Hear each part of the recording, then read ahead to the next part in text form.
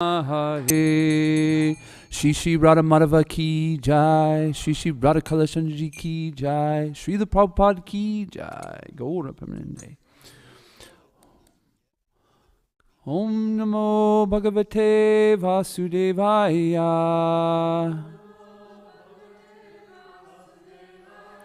Om Namo Bhagavate Vasudevaya. Om Namo Bhagavate Vasudevaya.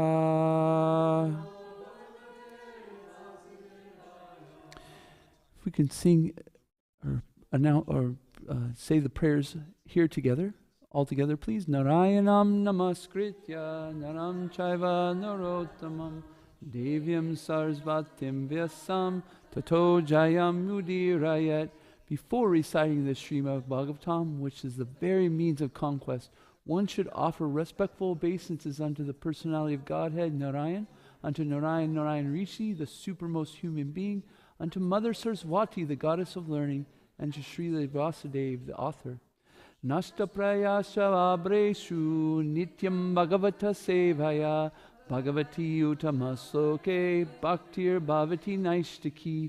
By regular attendance in classes on the Bhagavatam and by rendering of service to the pure devotee, all that is troublesome in the heart is almost completely destroyed, and loving service unto the personality of Godhead, who is praised with transcendental songs, is established as an irrevocable fact. Om Gantamarandasya Gananjana Salakaya Zakshuran Mrityam Yena Tasmai Shri Guruve Namaha. I was born in the darkness of ignorance, and my spiritual master opened my eyes with the torchlight of knowledge. I offer my respectful obeisances unto him. So we mentioned that we are going to read from Canto 3, Chapter 30, texts 19 through 34, focus verse 330-34. And the topic of today is death your friend or your enemy? You can maybe go through this class and say, how do you look at death? Is he a great friend, ready to embrace, or is he a great enemy we're running from? Okay, let's go to 19, and we'll read through these verses today. First, we'll go through 19 through 34, and then we'll come back to the focus verse. Please. Do we have the mic? Oh, no.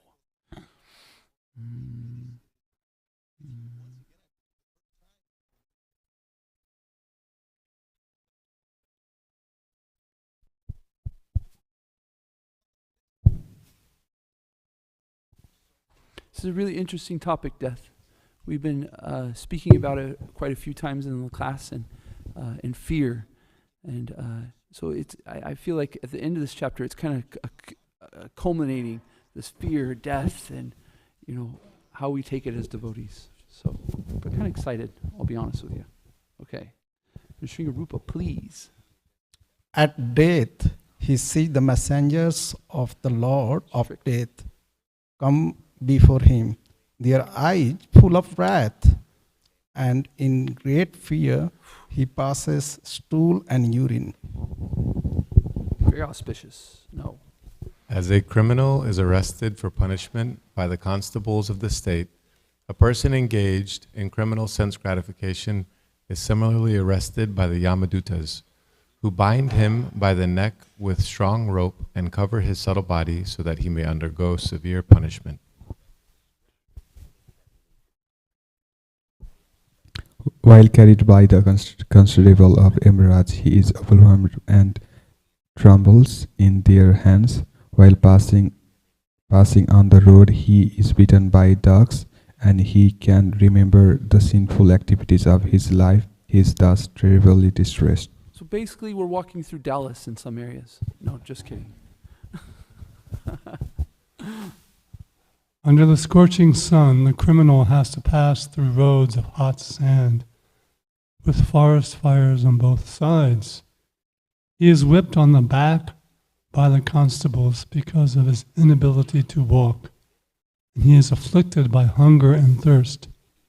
But unfortunately, there's no water, no shelter, and no place for rest on the road. While While passing on that road to the abode of Yamaraj, he falls down in fatigue, and sometimes he becomes unconscious, but he is forced to rise again. In this way, he is very quickly brought to the presence of Yamaraj. Thus, he has to pass 99,000 yojanas within 2 or 3 moments, and then he is at once engaged in the torturous punishment in which he is destined to suffer. He is placed in the midst of burning pieces of wood, and his limbs are set on fire. In some cases, he is made to eat his own flesh or have it eaten by others. His entrails are pulled out by the hounds and vultures of hell, even though he is still alive to see it. And he is subjected to torment by serpents, scorpions, gnats, and other creatures that bites him. Next, the limbs are lopped off and torn asunder by elephants. He is hurled down from hilltops, and he is also held captive either in water or in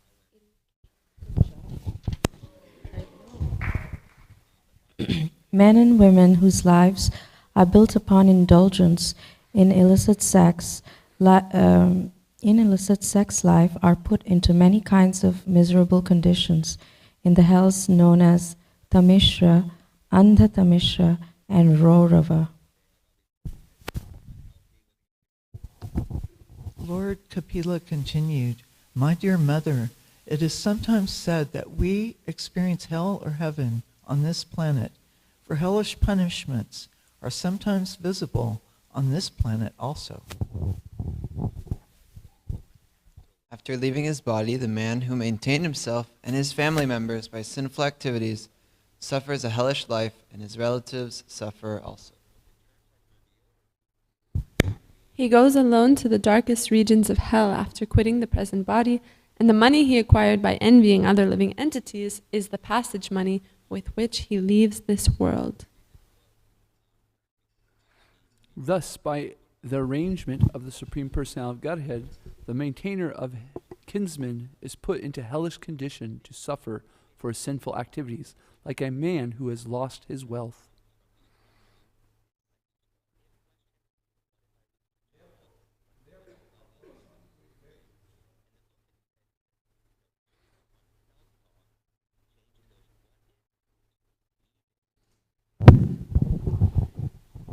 Therefore, a person who is very eager to maintain his family and kinsmen simply by black methods certainly goes to a darkest region of hell, which is known as Andhatamisra. Do we keep going?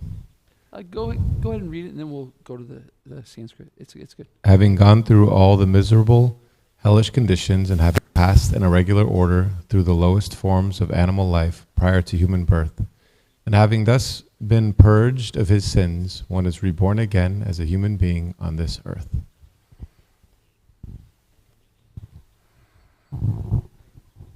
So you ready to embrace death?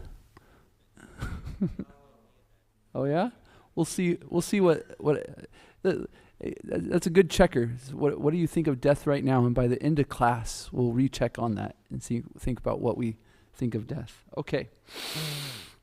Adyastan nara lokyasya.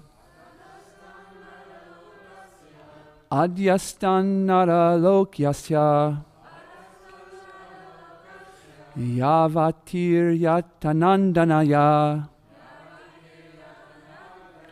Yavatir yatananandaya. Gramasya samanukramya. Gramasya samanukrayamya. Punar atra vrajit chuche.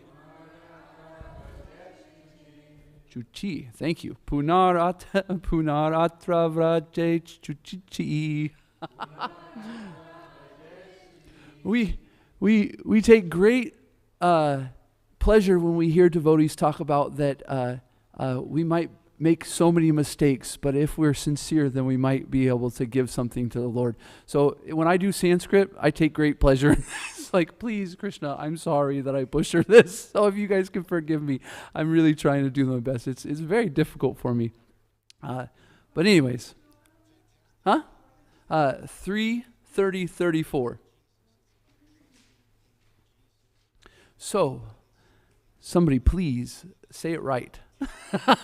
Sing this correct so that I can understand, please. Chuchi. Chuchi. Thank you so much. Okay, Mataji. Now you say first, okay?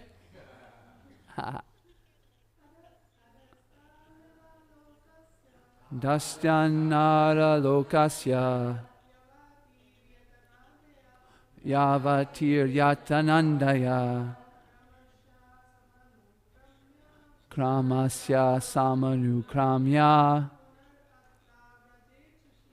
Punar atra vrajeshachi Adastyanar lokasya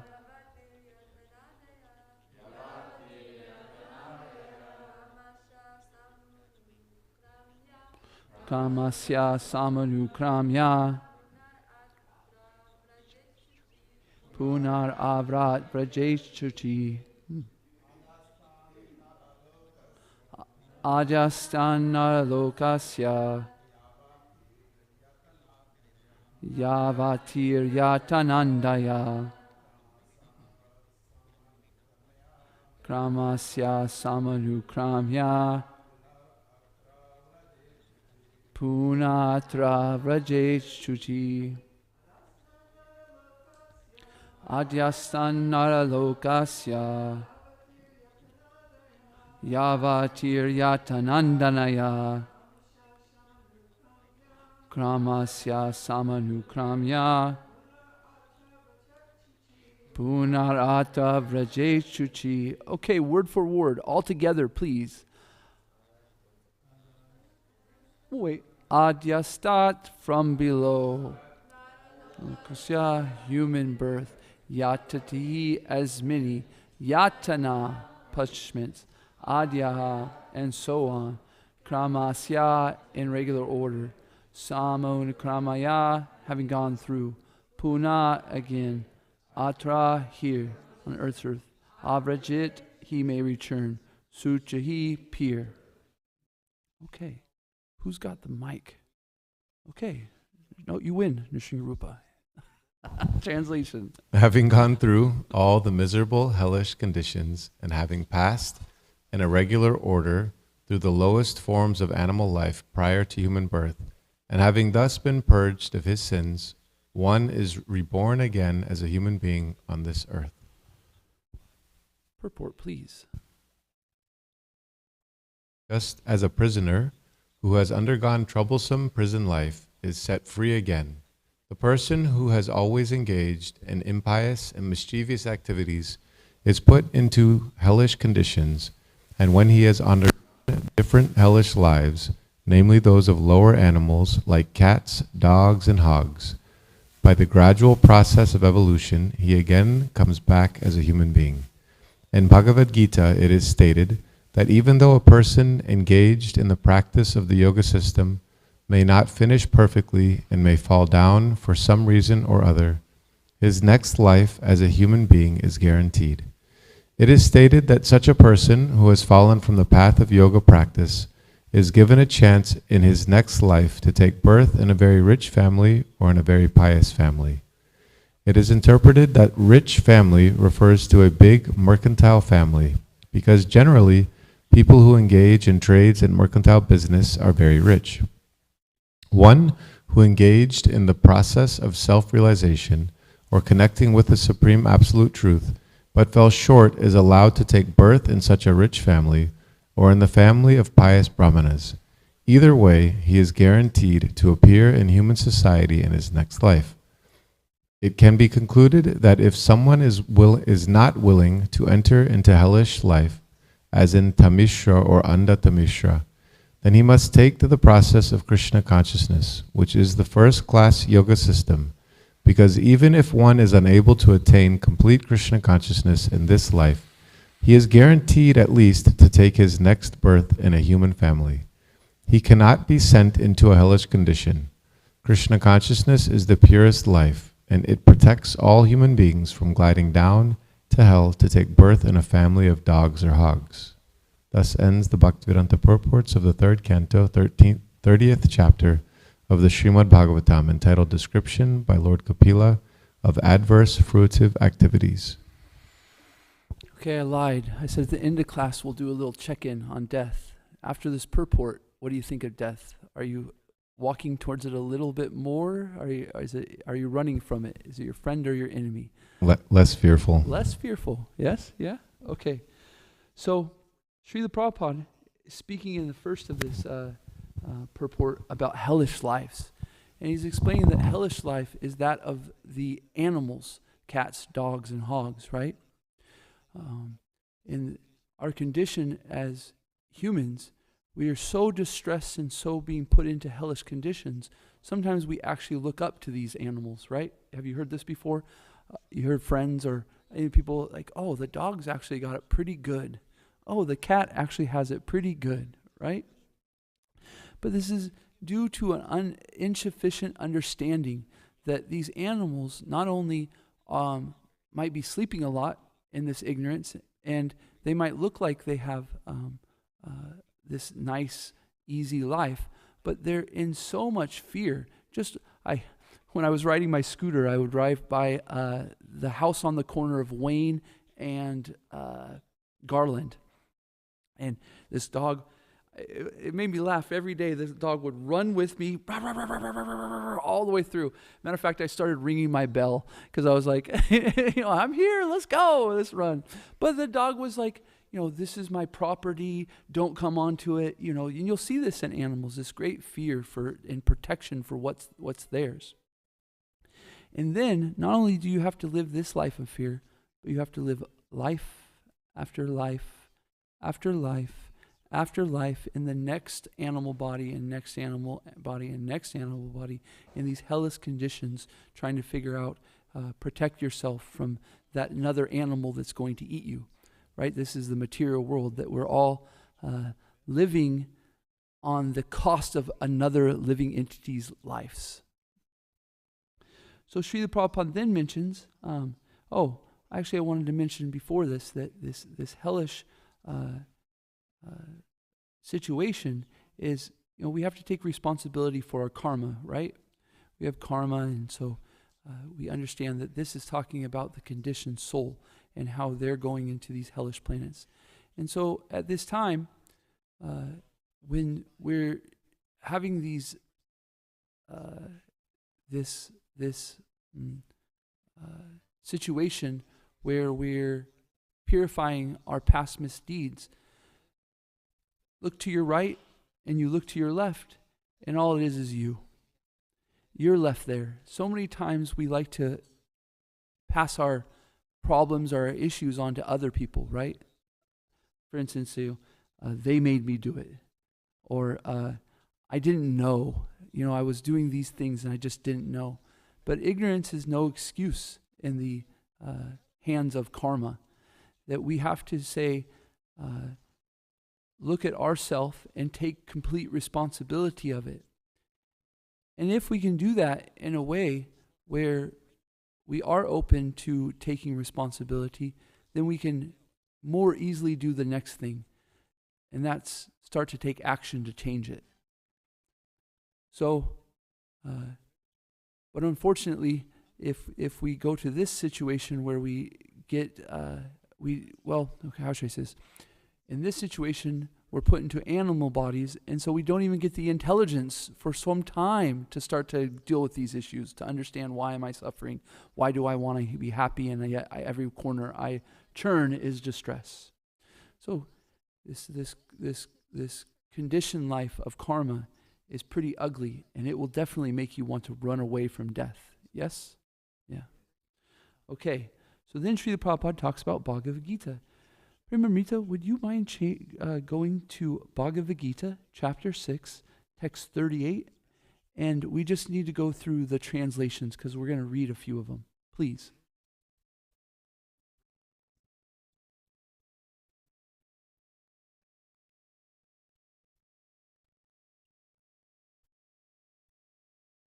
Hare Krishna, Hare Krishna, Krishna Krishna, Hare Hare. Chapter 6, text 38. Krishna Krishna, Hare.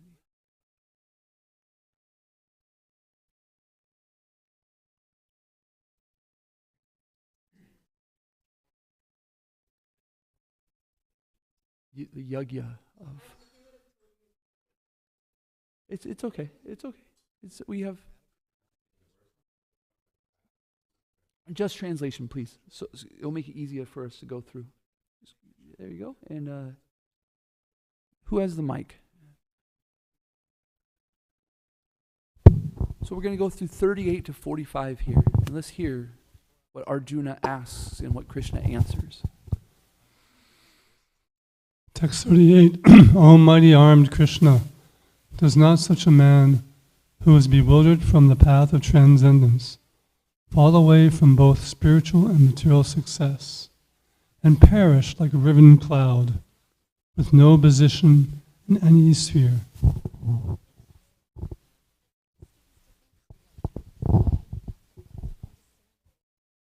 This is my doubt, O Krishna, and I ask you to dispel it completely. But for you, no one is to be found who can destroy this doubt. The Supreme Personality of Godhead said, Son of Pritha, a transcendentalist engaged in auspicious activities does not meet with destruction either in this world or in the spiritual world. One who does good, my friend, is never overcome by evil. The unsuccessful yogi, after many, many years of enjoyment onto the planets of the pious living entities, is born into a family of righteous people, or into a family of aristocracy. Or, if unsuccessful after long practice of yoga, he takes his birth in a family of transcendentalists, who are surely great in wisdom. Certainly such a birth is rare in this world. On taking such a birth, he revives the divine consciousness of his previous life, and he again tries to make further progress in order to achieve complete success, O son of Kuru.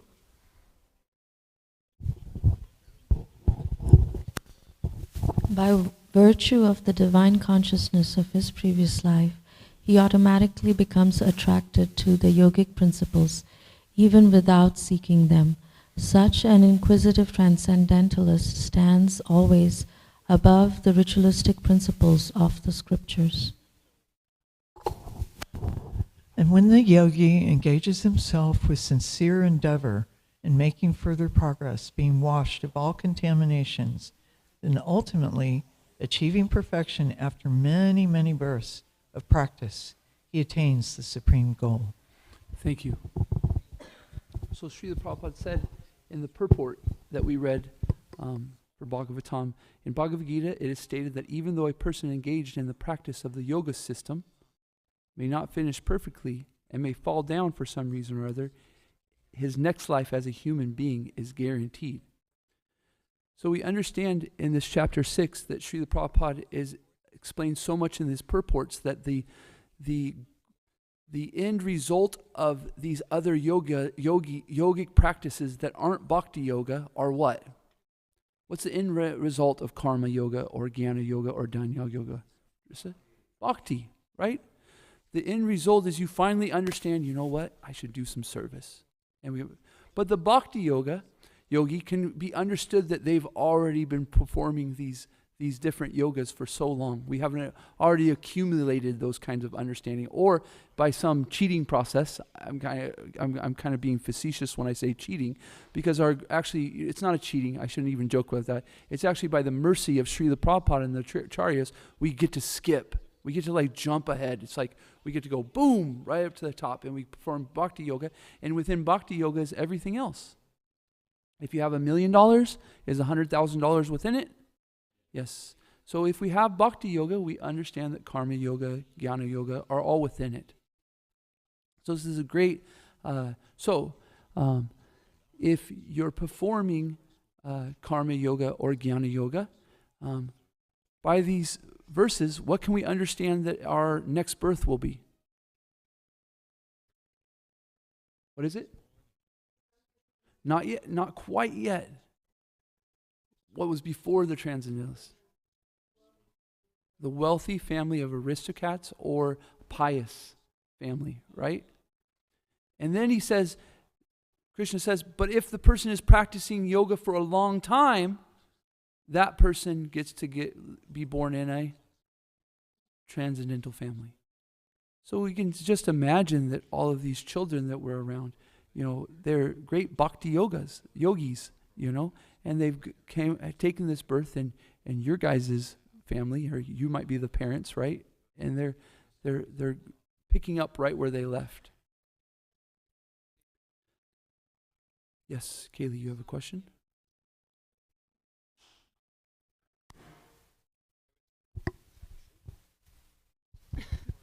I'm just wondering a little bit why is it that someone tends to be born in a family of wealthy or aristocracy, because it might make it more difficult to find things like yoga or bhakti. So if in karma yoga or in the other yogas, we're still attached to material opulences, right? So when we're in a material wealthy family, we have a nice situation to continue our practice, right? Especially if we're karma yogis, right? If I'm a karma yogi and I'm in a rich family, I was like, sweet. I can, whatever I want, I can get and I can offer it to Krishna. And we can continue the process nicely. Also, if you're a Jnani yogi, you can also be in a nice, well-off place, and you can read your books and understand and gain this knowledge and continue to proceed in your yogas. Yes, no? This makes sense?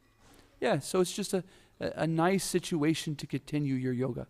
Yes, Premamrita.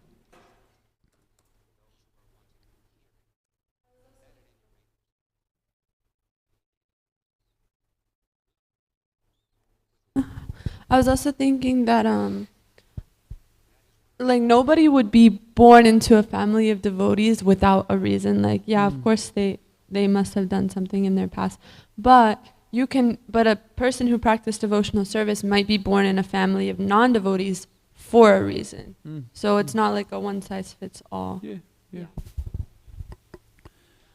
So another check-in. How are you feeling about death now? You know what? Yeah, hey, whoa, Maybe, okay, so what I'd like to do next is, let me precurse this, but, a devotee uses everything in Krishna's service, right?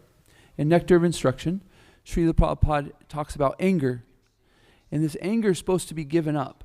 But for the devotee, actually, what means to give up is to use it in a materialistic sense.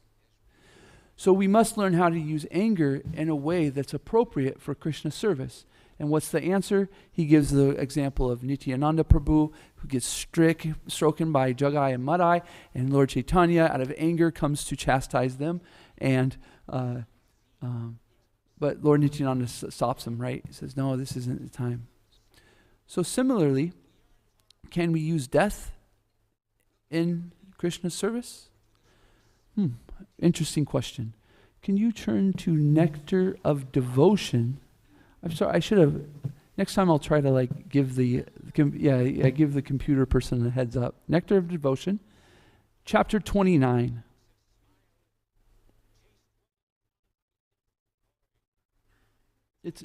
No, don't worry. It's okay. Take a breath. We're doing good on time. We're doing good on Krishna. He is time. No. Okay, whoa, go back up. Okay, what's this entitled? The Expressions of Love for Krishna. Interesting. Can we read this first paragraph? Anybody, please?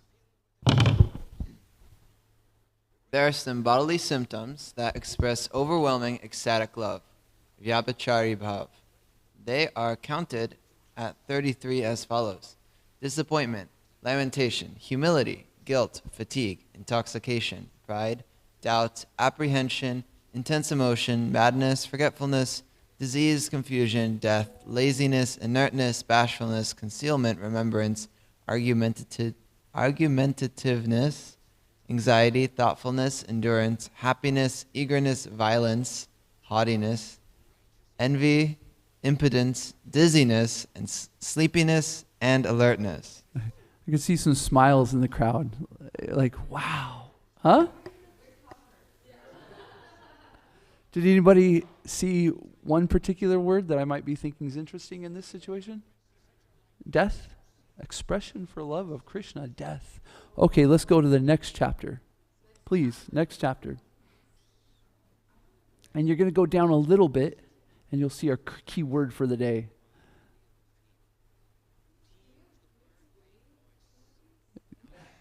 I was gonna say, let's focus on death, and then a little bit further down, Boom, there. Oh my gosh. Okay, can somebody read this?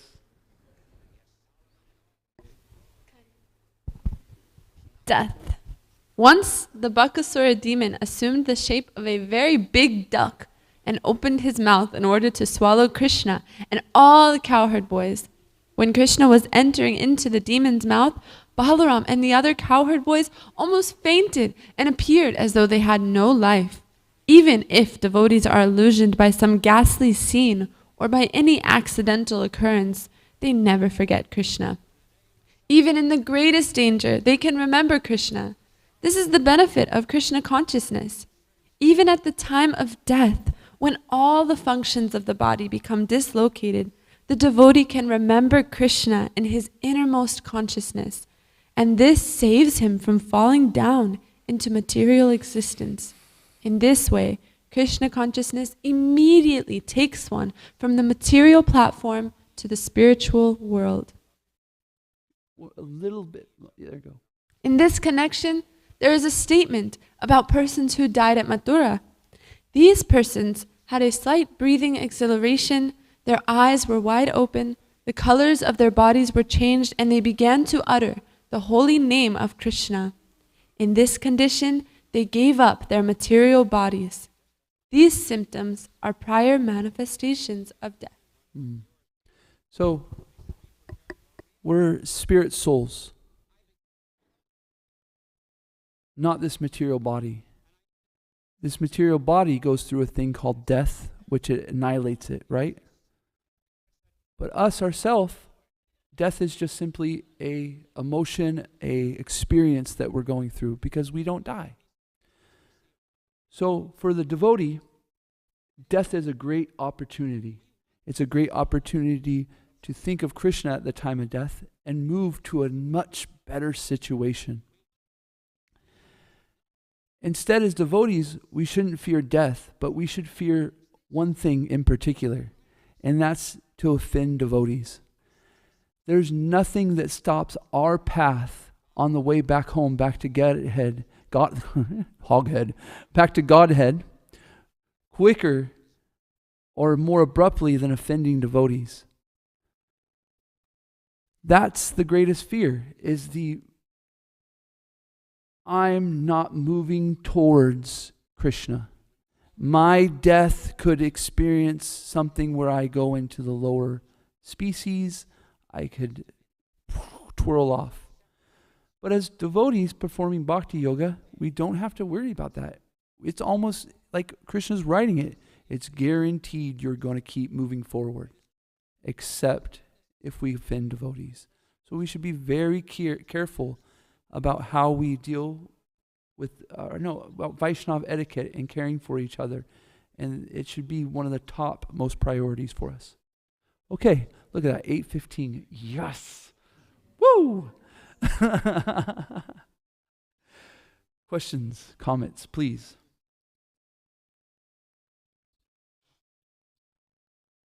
Dristadumna Prabhu.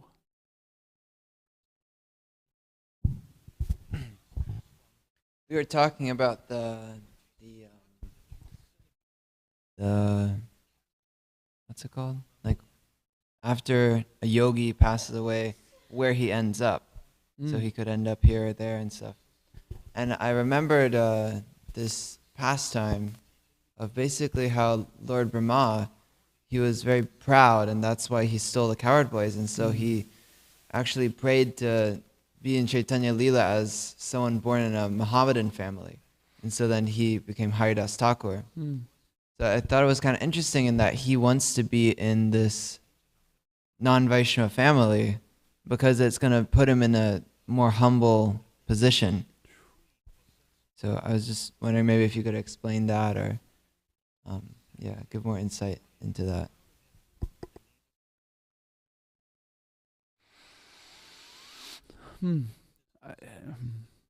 So, I went to Vrindavan recently. This is going to be a little personal, but I think it's a really good understanding of example of this. And before I went to Vrindavan, I was going through so much difficulty. Like, I mean, it was just like one after another. And I was thinking, at first when I was going through these difficulties, I was like, oh, it's okay. I've got this and stuff. But it just kept going and coming and coming. And so I didn't even know if I was going to make it to the trip.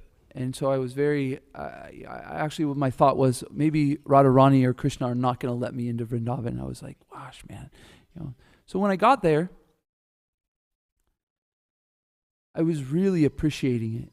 I was like, really like, oh, thank you, Krishna, for letting me come. And one of the first sessions of a seminar I went to, Bhurijan Prabhu talked about that to be absorbed in Krishna consciousness, the first ingredient is humility, to understand how small we are and how much we're dependent on Krishna. And that when we get away from this is when we start to really not find the satisfaction of Krishna consciousness or the happiness of Krishna consciousness, because we start to think, we got it, we're okay.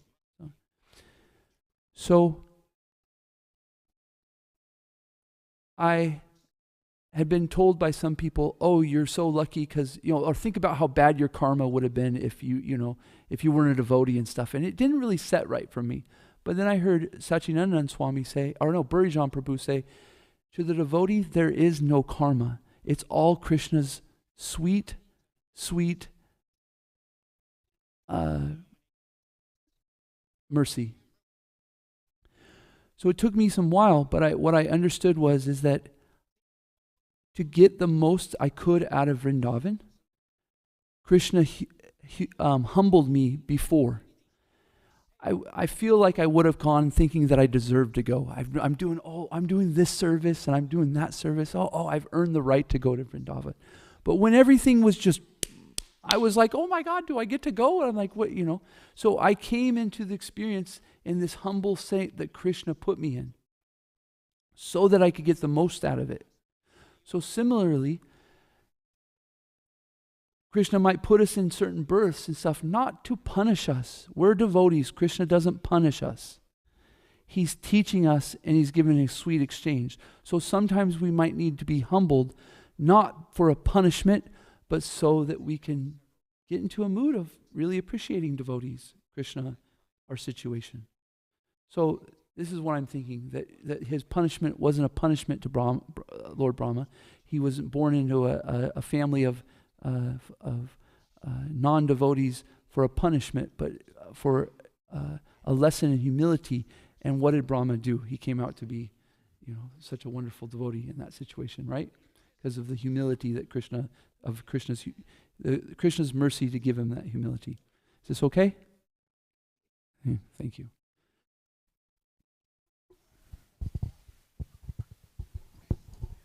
Hare Krishna. Hare Krishna. Thank you so much for the class. It was really, really nice, and I appreciate a lot of your reflections and this response to just his question. I did have comment and then question. I feel that yoga, like karma yoga and gyan yoga, are still on the material platform, so they're still kind of following some sort of lay out, but I feel that bhakti yoga is just transcendental to that. So we never know what situation one can end up in. Like one cannot understand the mind of a Vaishnav. So we cannot really understand the place of birth or all these things of a Vaishnav.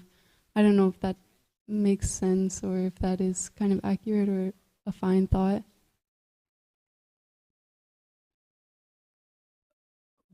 Karma yoga and Jnana yoga, from what I've read in Srila Prabhupada's books, is they know the goal of life, but they're still attached to these different things, knowledge and karma. So we don't exactly want to say that karma yoga and Jnana yoga is transcendental. No, I'm saying that karma and gyan are still on the material platform. But bhakti yoga, so one who's performed bhakti yoga is kind of transcendent to those. They're not really following like some kind of layout thing. They're just kind of born, I don't know, wherever they want to be or wherever Krishna feels is best for them. But karma and gyan kind of like following certain. Say that again? Karma and gyan, it feels like it would be like... So is your question, are you asking for clarification on those things? Yeah, I was like, that was more my comment, looking for if that makes sense. And then I have another question. I'm going to answer it, but I'd like some backup. And I might even be wrong. So that's why I'm going to ask for some backup. See, karma yoga and Jnana yoga, to be honest with you, bhakti yoga is so high and such a high platform that quite often as bhakti yogas, we're actually doing karma yoga and Jnana yoga because we're mixed still. But it can still, these two can be transcendental, is that they're taking us to transcendence, right? They're a system that's taking us to it. But there is different levels of karma yoga and Jnana yoga, right? So yes, there's the person performing is still attached to some material opulences, and they're being given a system where they can continue to transcend that material condition, but they're still allowed to, they're still allowed this attachment to these things. So it's a gradual process that we're going to, and where bhakti yoga in its pure form has no material motivation. We're completely, beyond it, right? Yeah. Bhakti yoga is very, very high, very, uninterrupted and without motivation. And as practicers of Bhakti yoga, we still have some motivation, and we still have some motivation, and we still have interruption. Yes. But we're still on a path of transcendence because we're using these things in karma yoga and Jnana yoga to understand Krishna and to give our fruits of our labor up to Krishna, and that becomes transcendental. Now I'm going to ask, can anybody, give that a check off or help me out in understanding if that's a good perspective, a correct perspective, please? Yes.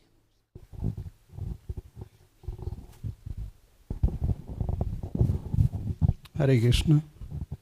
So two things are there. First, we have to get it clarified. When we say karma yoga and when we say jnana yoga, so we have to very, very specific. When we are saying karma yoga, yoga means linking to the Lord. The activities which we are doing in service to the Krishna. So that karma yoga is the devotional service itself. It's not karma. When we say karma, then it is material platform. When we say karma yoga, that means the activities pertaining to the Krishna service, means engaged in the Krishna service. So then it is yoga, linking to the Lord. So that's the karma yoga. So here, that's what, if we see that Bhagavad Gita, how it is divided, karma yoga, then bhakti yoga, then again jnana yoga. So when bhakti yoga, we already done that, we understood the bhakti, then what is the need for jnana yoga? No need for jnana yoga, right? since the Bhakti Yoga is the Bhakti Yoga itself, Jnana Yoga is also Bhakti Yoga because it is giving the philosophical knowledge about the Lord to understand more and more about the Lord. Means linking, that knowledge is linking to the Lord. Now coming to the real question of the Mataji, so she is saying that two things why I mentioned. When we say karma and jnana, so these are in the material plane, karma and jnana. But when we say karma yoga and jnana yoga, so they are in the transcendental plane. So here, so a materialist, they do that karma and they know about the jnana. So that's the second verse of the first canto of the first chapter. Second verse explain very detailed. Prabhupada has given very detailed purport.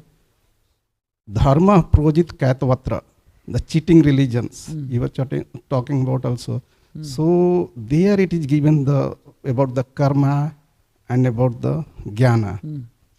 So here to make it very clear, that is the karma and jnana, they are part of the cheating religions. That is the material plane. Karma yoga and jnana yoga, that is in the Krishna service, linking to the Krishna, since it is yoga, linking to the Krishna. So that is the transcendental platform itself. That is the part of Bhakti Yoga itself. Thank you, Prabhu. I appreciate that. It was very, very nicely clarified. Any other questions or comments? We have 3 minutes.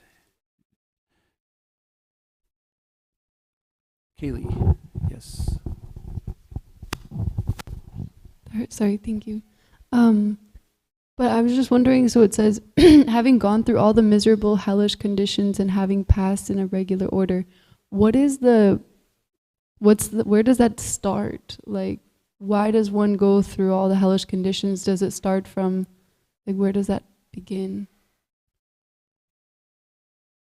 Does that make sense?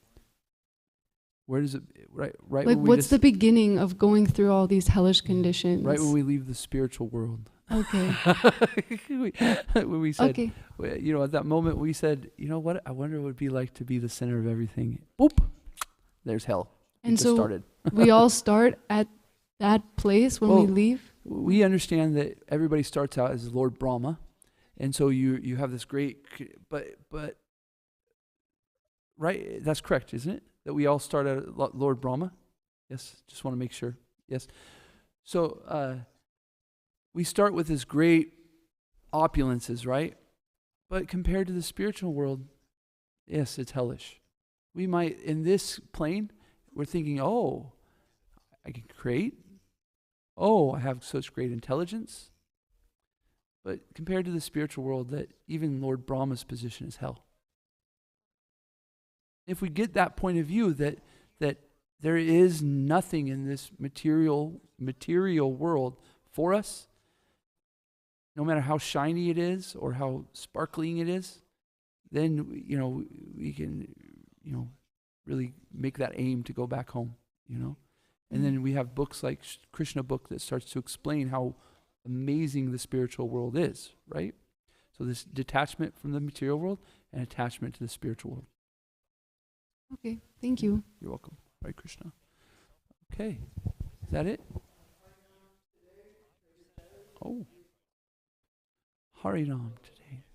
So everybody on YouTube there's Harinam at 3 o'clock today at Trader Joe's. And then we have Sunday feast today at 5 o'clock, 5:15. Okay, devotees, thank you so much. Vanchakal patrubhyascha, kripa sindhu bhyevacha, patitanam pavanibhyo, vaishnavebhyo namo namah.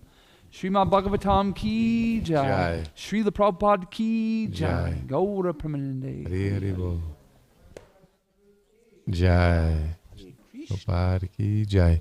So just one more quick announcement before we leave. So if you all are wishing we had more time to speak in here tonight, the Sunday Feast class will be given by His Grace Kripa Moy Prabhu. Oh, Jai. Wonderful. So please come back for that. And then after the kirtan at 7 o'clock, we'll have a drama by Kripamoy Prabhu, his daughter Krishna Priya, and his sister that's visiting here in the temple room at 7 p.m. So please come back for both. Thank you so much. Srila Prabhupada ki jai. Never a dull moment in Krishna consciousness.